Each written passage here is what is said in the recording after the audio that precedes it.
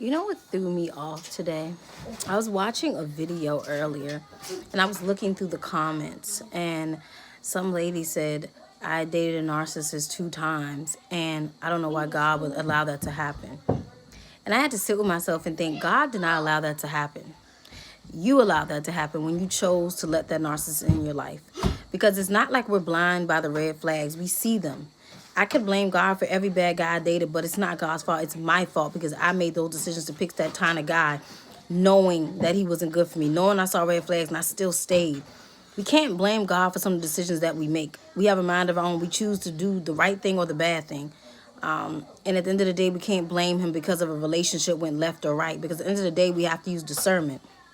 And if you're not using discernment and you're just jumping into relationships that you know are not good for you, that's your fault, not God's fault.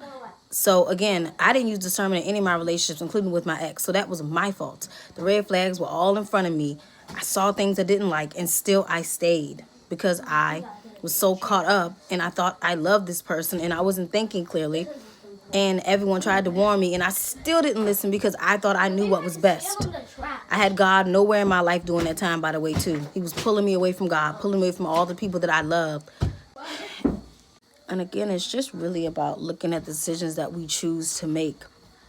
Because no one told me to pick those type of men that I picked. I did that on my own, foolishly. And I think, again, like I said, it's about discernment. But it's so funny how we blame God for things happening in our lives. And it's like, God didn't do that. You did that. And now you want to blame God because you got hurt. God told you not to do it. He gave you red flags. He gave you signs. You ignore them. I think it's so ironic how we tend to do that when we're praying for something.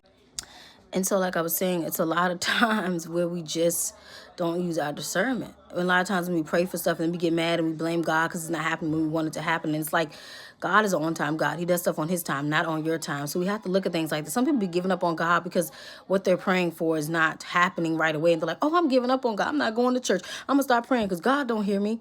And it's like, he hears you. But he wants you to keep having faith. He wants you to hold on, because when he sees you losing faith, that's when he's probably going to be like, she's losing faith in me. I told her to keep praying. I told her to keep doing this, and she's not doing it. She's giving up hope in me. She's not leaning on to me like she should be. And that's what you have to do. It's one thing my mom taught me too. Because when I was struggling in the beginning, she was like, Sherelle, are you really praying to God correctly?